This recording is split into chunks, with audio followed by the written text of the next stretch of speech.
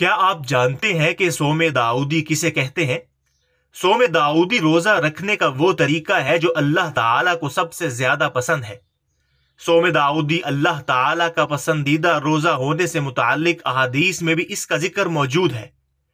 مزید اسلامی مسائل، دینی معلومات، سچی کہانیاں اور ایمان افروز واقعات کے لیے آپ سے گزارش ہے کہ اس ویڈیو کو لائک کریں اور چینل کو ضرور سبسکرائب کر لیں تاکہ آپ ہماری ہر نئی آنے والی ویڈیو کا نوٹیفیکیشن حاصل کر سکیں۔